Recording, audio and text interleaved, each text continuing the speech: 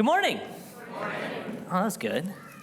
Usually, I'm used to youth group, and you have hi, and they're like, you guys didn't do that. That's awesome. So I'm this is cool for me. I'm really excited because I feel so blessed to be here. And I don't literally mean here, although kind of like here. I just mean to be at River's Edge. I started in May, which is in the middle of a pandemic. So you're all here, which is really exciting for me. Some of you know me. Some of you have no idea who I am. Denali knows me. Hi. I shouldn't call it specifics, but hi, Denali. She knew me before I was at River's Edge. It's crazy. But I feel blessed to be here, to be at River's Edge, and to be talking about one of my favorite subjects, which is Jesus. I'm very excited to be doing that, and it's an awesome series that we've been going through, and it's kind of cool that we've heard from 4 different pastors now. We've heard from Pastor Chase. We've heard from Pastor Trent. That was not subconscious. That was not it wasn't hard to say Pastor Chase's name. He's awesome. Pastor Chase, Pastor Trent, Pastor Charlie, and now I'm number 4. And I have to say the last few weeks, we've taken the sermon illustrations up a level each week. So first, Pastor Trent started with the mat, and he talked about Jesus and the paralytic, and he talked about, do you want to be well, and how we have to ask ourselves, Jesus asked us that question, and we have to respond. And then Pastor Chase talked about the umbrella and how Jesus invites us to sit underneath it and sit under his grace and his provision, and we can then invite others to sit underneath it. But then he took it to the next level, and he sang a song. I feel like that's a little bit unfair because that's like sermon illustration, and then there's a song, so that's next level. So I've decided to take it the next level, and I'm going to do 30 minutes of interpretive dance for my sermon illustration. So ready? I'm just kidding. These hips lie frequently. I can't dance. That's what that means. But I'm excited. I'm excited to be up here. What a blessing to be among a great team of communicators. I don't like to stand among them because it's hard to admit this, but I'm the shortest among the 4. Pastor Chase is very excited about that fact. I am shorter than he is, which maybe you didn't think was possible, but it is. But I'm here, and I'm excited. And it struck me as I was preparing for this, what a unique opportunity or unique thing it is to have 4 unique voices speak into one series. That we could all speak from our experiences, our perspectives. Now, we have a pretty general topic, right? Jesus. And we could go a lot of different directions with that. But there's something powerful about this teacher. That his words could speak to, in one place in history, that he could get crowds of people together and he could speak to them. And then thousands of years later, he could speak to us now. His words have spoken to a variety of people through a variety of circumstances, through a variety of periods in history. And yet they still hold weight. They still have power. The New Testament writers remarked a lot that the crowds were amazed at what Jesus was saying. Not just how he delivered it, right? He had to have been, I have to believe that Jesus was the best preacher ever, right? There's nobody that could have been better than Jesus. But also the content, the things he said struck them, and they were amazed at what he said. So before I get to the heart of what I want to talk about, I want to take a second to let that sink in, that Jesus is that kind of teacher. And I want to begin with a question. That question is, what if Jesus really meant what he said? What if Jesus really meant what he said? What if the things that he taught were the lessons that he knew his disciples needed to hear then and now? When we listen to Jesus' words, do we feel their weight? The intentionality of what he is speaking? Do they inspire us to be amazed the same way that the original hearers heard them? They just weren't inspired by how big the crowds were, by what he was saying. And it's true, you're going to have to listen to me say them instead of Jesus, and I do think that's a slight step down. But I challenge each of you this morning, each of us this morning, to ask ourselves this question. What if Jesus really meant what he said? He wants us to do more than think. He didn't get up in front of crowds and to just kind of make them go, oh, that's an interesting thing I'll take home and chew on. He wanted to captivate their hearts. He amazed them so that we could then have our hearts transformed, and therefore our thoughts and our actions, our words, we could go out in the world and be different because of what he's spoken. So, I confess, I like to be in charge.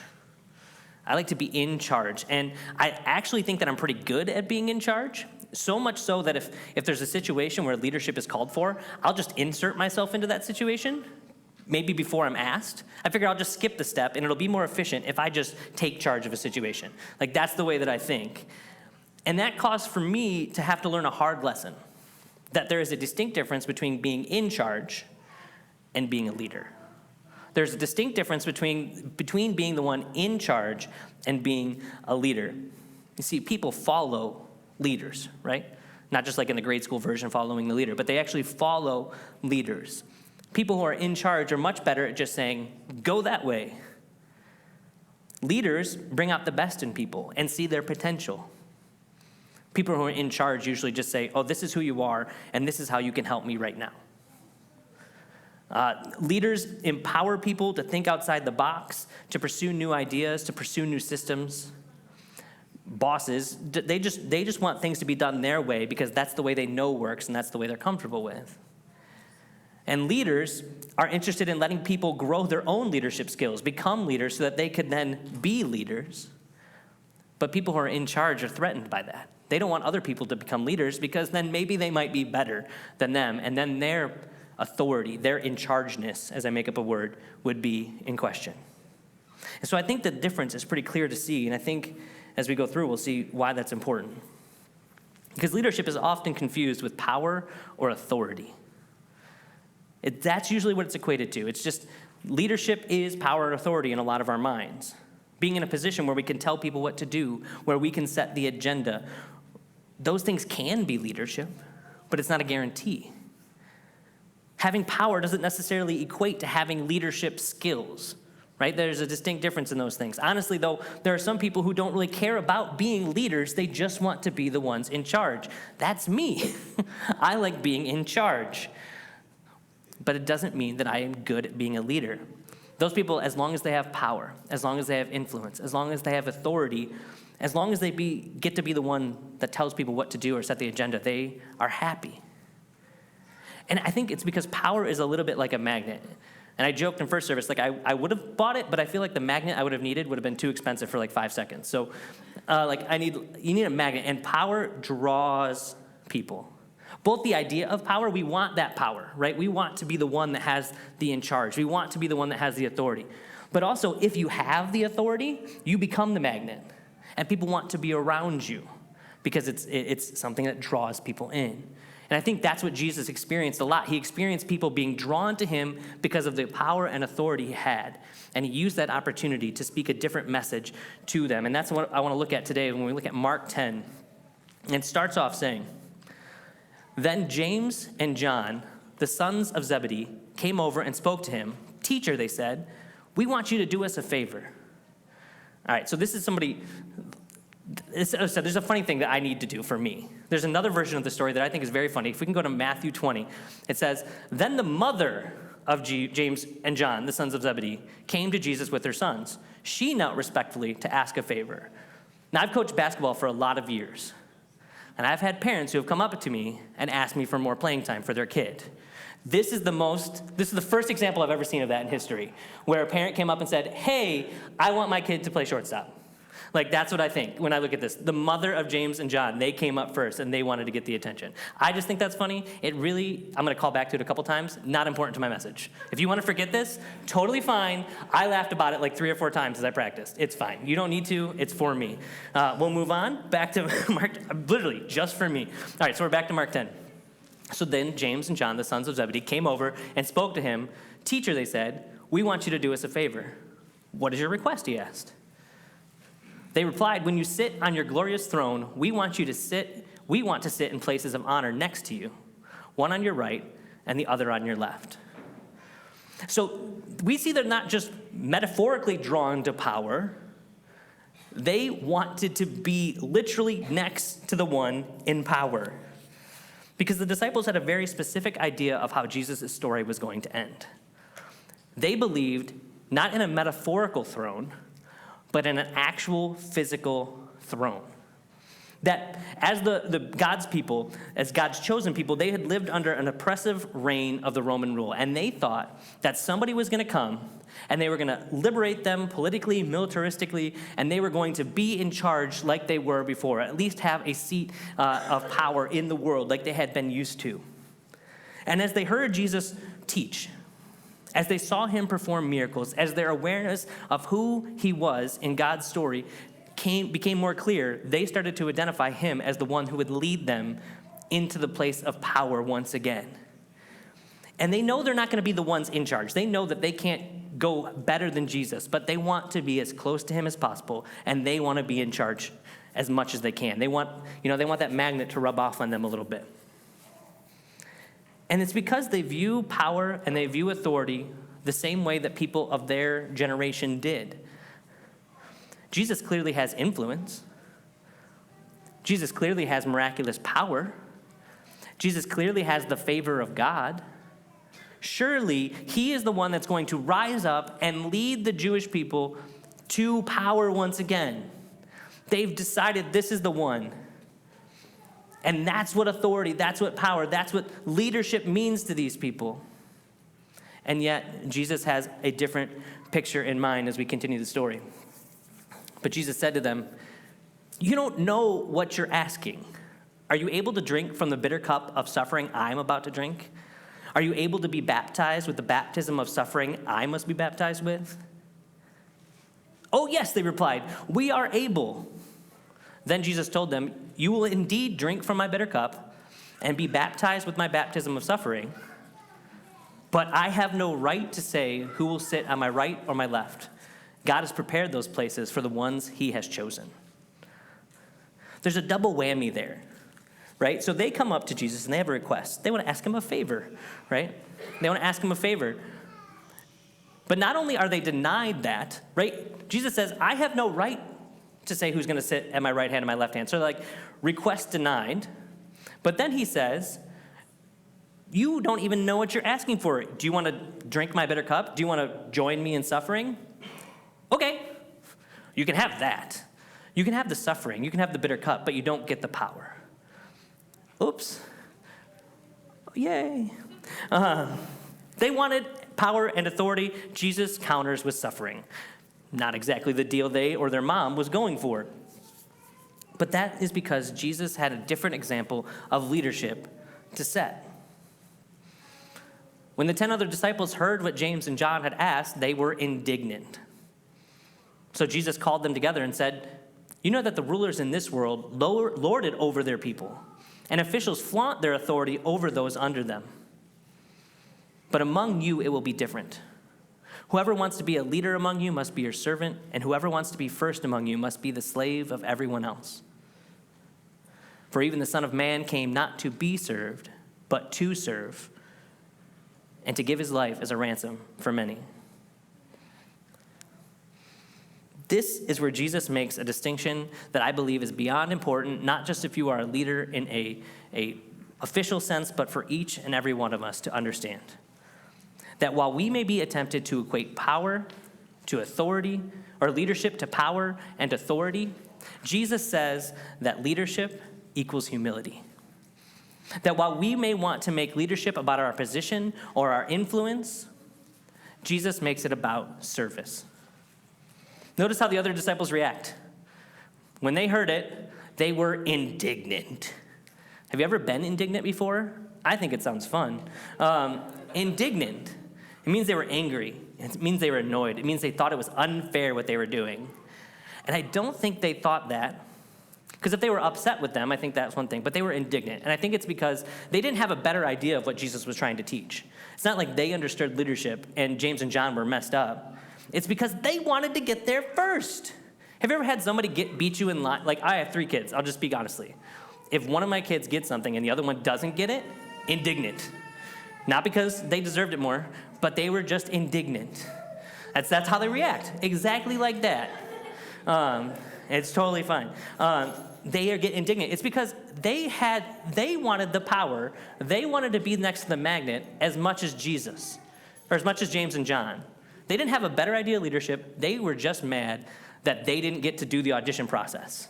Like they thought it was Disciples Got Talent, and they were going to have their chance to be next to Jesus, right? So they weren't like, oh man, you guys got it wrong. They were like, oh, your mom didn't ask, or my mom didn't get there first, like, right? They were angry that their mom wasn't the one at Jesus' feet asking for their position. So, but Jesus doesn't get mad at them. Probably better than I do at parenting when my kids are indignant, but Jesus doesn't get angry. He says, I need to teach you guys something. And he doesn't get angry because he knows the world that they live in. And I say they, I want you to actually think us, right? They live in a world where rulers of their time abuse their power, seeking their own gain. They, right? And they wanted to use others to gain that authority. They lived at a time when there was a system that only certain people could end up being really powerful leaders. You needed to have the right upbringing, you need to have all that stuff. They lived in that time. So they wanted a new leader. They wanted someone who would do this differently. But Jesus doesn't just give them a new leader, he gives them a new picture of leadership. Maybe. Yeah, there it is. But among you, it'll be different. It's not just new leader. It's not just one person. It's a new picture of leadership. You want to be a leader? You've got to be a servant. You want to be first? Then you got to think of everybody else's needs ahead of yours. Why? Because that's how Jesus did it. He came not to be served, but to serve and to lay down his life as a ransom for many. It wasn't that Jesus lacked power and authority. He didn't lack position. He didn't lack title. He chose humility. And I think humility is a tricky concept. I think it's a tricky concept because it can have both positive and negative meanings, right? So if we think of humility, when we think of an object, it's not usually a compliment, right? Like if you say someone has a humble abode or humble home, that's like, oh, it's not an insult, but it's kind of like neutral.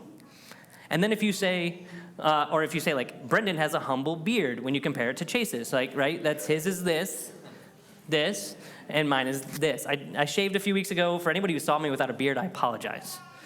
You thought a 12-year-old started working in the church. It's unfortunate, but it's fine. It's back. So we look at an object and we say it's humble. It's like neutral comment.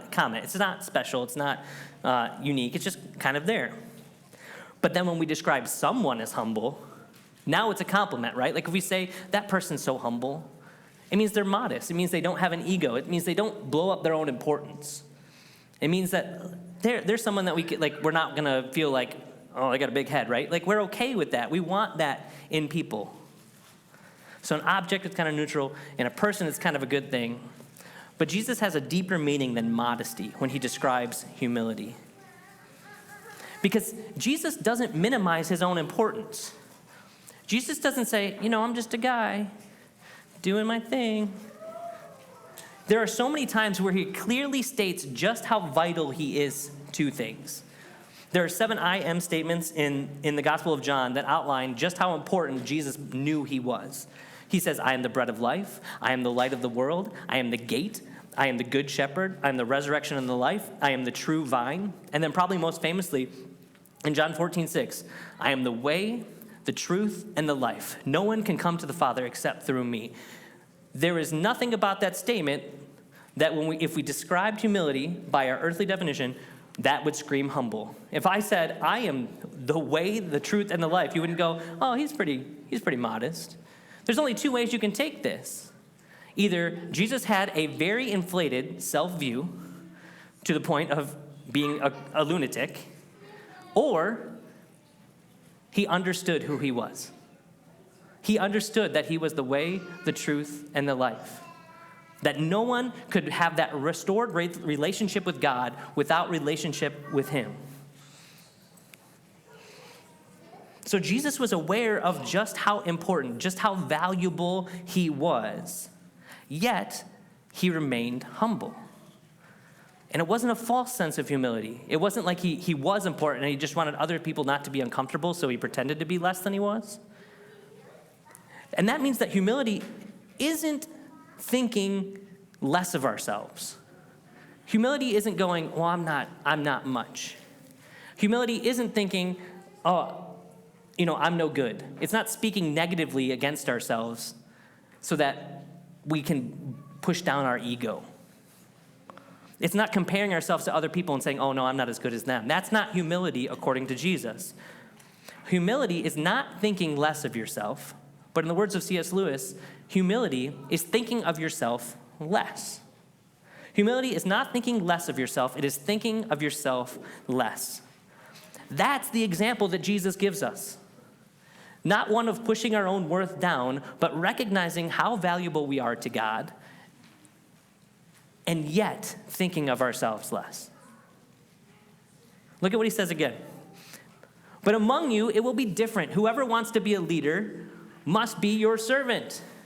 And whoever wants to be first among you must be the slave of everyone else. For even the Son of Man came not to be served, but to serve others and to give his life as a ransom for many. The Son of Man, the way, the truth, and the life, the one who opens the door to salvation, to eternal life, to all these things that gives us value, who had no misunderstanding of who he was or how important he was, chose to serve others and to give his life. That is humility. It's not that he thought himself less worthy of his standing as the Son of God, but he understood that the most effective way for him to lead was not to push down his own value, but to show that even at his value, the way to lead people was to serve and to give. He didn't think less of himself. He just thought of himself less. Leadership isn't a quality that is reserved for those who have position or title. Christ-like leadership is a calling that is on the life of every single person who calls themselves a follower of Jesus. I think Pastor Chase said it really well last week. He said that what it means to be a follower of Jesus is to follow after the life and the teaching of Jesus. What it means to be a follower of Jesus is to follow after the life and the teaching of Jesus. And I'll put it another way. It's to live as if Jesus really meant what he said, to live like he really meant what he did. Even Jesus, who had every right to make people serve him, chose to serve others. And I think we know that the best picture of that is the cross, where Jesus laid down his life. He took on a penalty, a ransom that he was the only one who didn't deserve to pay, and he died for the sake of others. He took that on for himself, and that is an amazing picture of humility. Not doing what he deserved, but doing what we needed. But there's another picture before that Jesus gives his disciples that they might understand how they can live a life that looks like Jesus. And he has his closest followers together, and they're sharing a sacred meal, the Passover meal. And at the meal, he gets up, and he does something that I think would have set a hush over the group that was gathered. So he got up from the table, took off his robe, wrapped a towel around his waist, and poured water into a basin. Then he began to wash the disciples' feet, drying them with the towel he had around him. So in a sandals culture, feet are gross, like just nasty. Like, so confession, like I'm the kind of person that will walk up to stand on a beach with my shoes and socks on, then put the sandals on, and then like go on the beach, and then come back, wipe my feet off, and then put my shoes on. Like, I don't want my feet to get dirtier than they need to get, because I think feet are gross. Like, feet need to stay clean. That's just my opinion. So I'm thinking of this. Like, they live in a culture where they wouldn't have just had dirty feet. They would have traveled miles in sandaled feet, bare feet, gotten caked with dirt. The disciples even more so. They would have traveled long, long distances, getting dirty feet. So it would have been somebody's job in the house when they were guests to have someone wash their feet. And it wasn't like an honorable job. It's not like, oh, you got employee of the month, like you get to wash feet. No, it's more like you're on probation, you need to wash feet. Like, it's not an honorable job.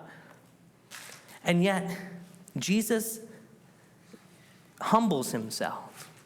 He takes off his outer robe, he prepares the water, and he gets down on his knees, and he begins to wipe dirt off his disciples' feet, using his bare hands, and then drying them with a towel. I can only imagine the disciples' reaction. Like, I just imagine their jaws dropping to the floor, right? There's like the first one would have been like, what is happening? What is happening? Like looking around for that moment. Then they would have started to, mumble among themselves, like, what is he doing?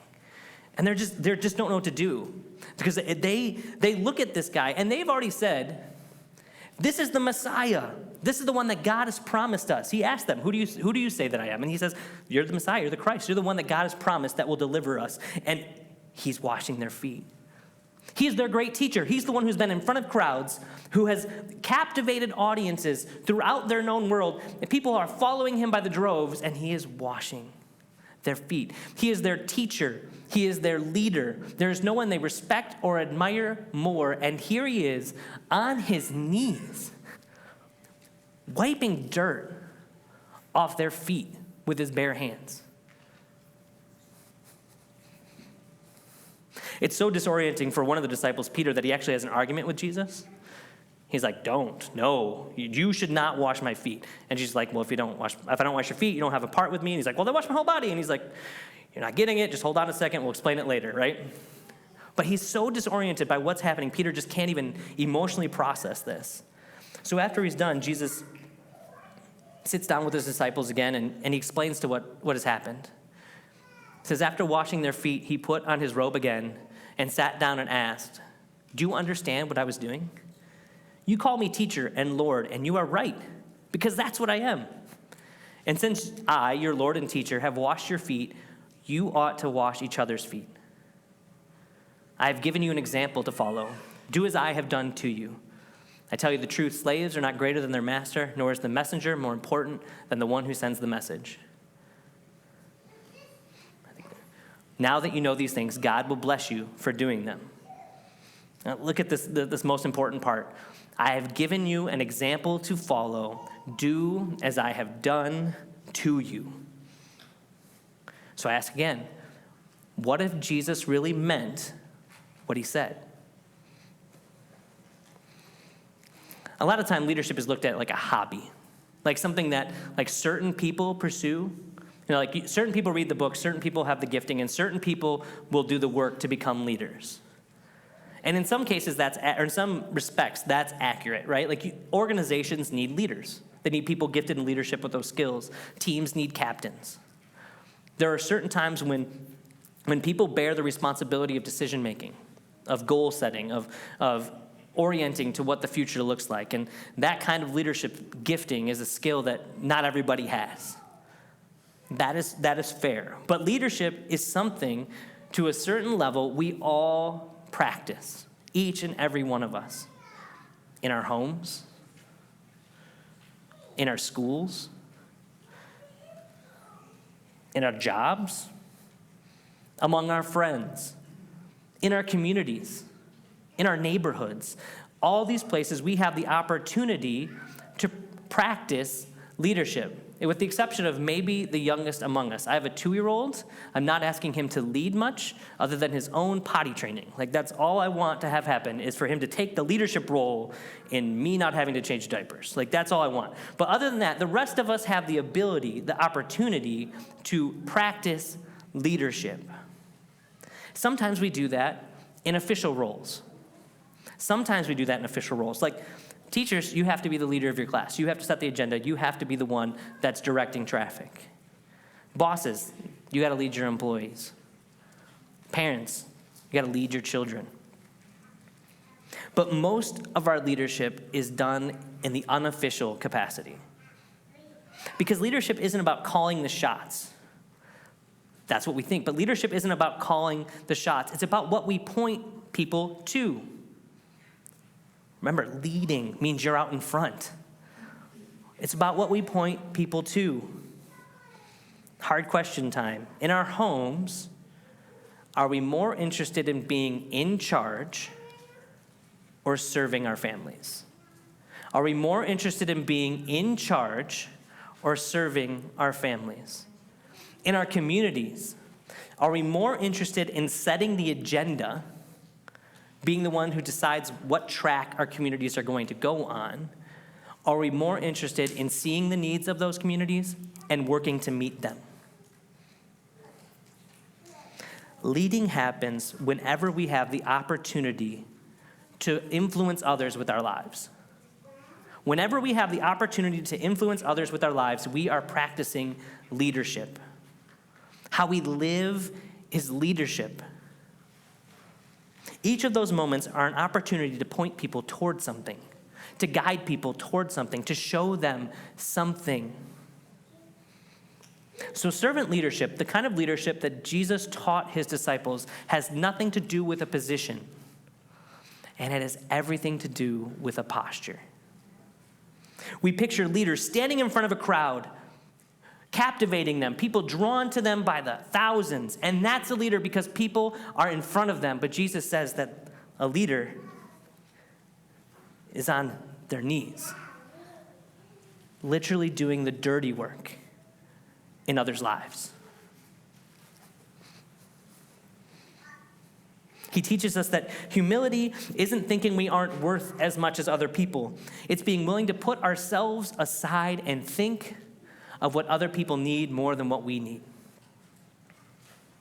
As we think of ourselves less, our eyes begin to be open to what others need around us, and we are empowered to stop viewing tasks as below us and recognize that Jesus gave us the example to say that no task is beneath us if it will bring them what they need. So what if Jesus really meant what he said? And more importantly, what if we really listened? What if we really listened to the words that Jesus had shared with us, with the lessons that he has taught us? Who are the people in our lives that we need to humble ourselves before and serve? What are the ways that we need to stop considering tasks beneath us and begin doing? What are the ways that we, as members of our community, need to stop putting our wants, our desires, our agendas first and putting the needs of our communities first? How would doing the dirty work of our relationships, how would doing those things change that relationship? How would doing the dirty work in our communities change our communities? Christ did the dirty work for us.